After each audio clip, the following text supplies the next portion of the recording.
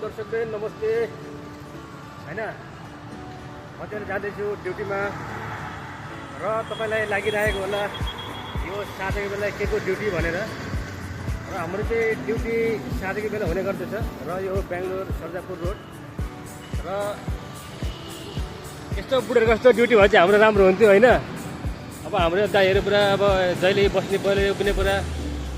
अनि हाम्रो किलगेटे दाइहरू पुरा हैन के त नि तपाईको एकदम बढिया छ राम्रो ड्युटी पुरा भइरहेछ नि ड्युटी पुरा चलिरहेछ साँच्चै हो ल ठिक छ म चाहिँ चट्ट ड्युटीमा हिँडेको अब र युट्युबर बन्न त्यति सजिलो छैन क्या युट्युबर भ्लगर बन्न सजिलो छैन है मान्छेहरूको अगाडि जहाँ पनि गएर किताब जस्तो बोल्नुपर्छ हैन कसले के सोच्छ त्यो सबै वास्ता गर्नु हुँदैन र अहिले जति पनि नयाँ नयाँ क्रिएटरहरू हुनुहुन्छ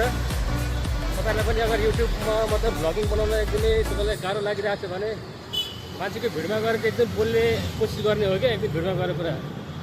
मान्छे आयो भने बोल्न छाड्ने अनि मान्छे गएपछि फेरि बोल्ने गर्नु हुँदैन क्या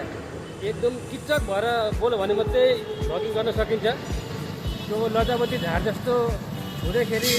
टक्रै कुक्रुक्क भएर बस्यो भने त फेरि भ्लगिङ गर्न सकिँदैन है किनभने यो दुनियाँ भरेकै मान्छेले मात्रै हो नि त मान्छे बाहेक अरू कोही छैन होइन र मान्छेको कुरा काट्ने फेरि मान्छे नै हो क्या अरूले होइन फेरि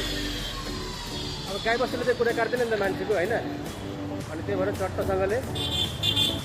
भ्लग पनि पुरा मान्छेको अगाडि गएर पुरा बोल्न सक्नुपर्छ है बोल्न सक्नु भने पुरा तपाईँको भ्लग पनि एकदम खतरा हुन्छ र यो मेरो सर्ट र यो मेरो आज मैले लगाएको अर्कै रहेछ र यसरी नै भ्लग गर्नु भने चाहिँ मतलब तपाईँको भ्लगिङ एकदम अगाडि बढ्न सक्छ नत्र भने फेरि ए तिलगढे हुन्छ नि फेरि अनि त्यही भएर बोल्न लजाउनु हुँदैन जहाँ पनि गएर प्राङ पुरुङ बोल्ने हो पुरा तपाईँको ध्यान चाहिँ पुरा मोबाइलको क्यामेराको लेन्समा दिने हो क्या अरूतिर होइन क्या हुन्छ नि अरू कसले पछाडि के भन्ने गर्छ के गर्दाखेरि त भिन्दै कुरा हो तर पहिलो कुरा चाहिँ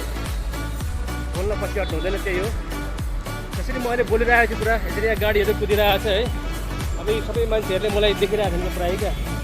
अब कतिले सोच्दै होला नि यो पागल यो बौला भनेर होइन तर पनि केही छैन सोच्न पैसा लाग्दैन नि त होइन भाइ तपाईँले चाहिँ मजाले बोलेर भ्लग गर्नुभयो भने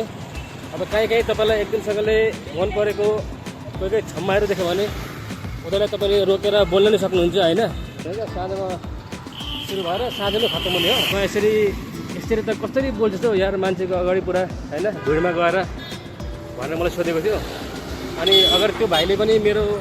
भिडियो चाहिँ हेरिरहेको छ भने म चाहिँ यसरी नै बोल्छु होइन भाइ मान्छे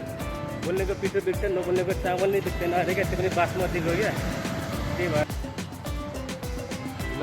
म फेरि आफ्नो नेक्स्ट भिडियो लिएर फेरि म होइन अब मैले यो त मैले हिँड्दाखेरि रोडमा बनाएको भिडियो हो तर तपाईँलाई म फेरि अब नेक्स्ट टाइम चाहिँ एकदमसँगले धेरै एकदम पब्लिकमा गएर पब्लिकको बिचमा गएर भिडियो बनाउने छु त्यसमा पब्लिकको रियाक्ट के आउनेछ तपाईँलाई म त्यो भिडियो पनि सेयर गरेर देखाउने कोसिस गर्छु अहिले चाहिँ यति नै त बाई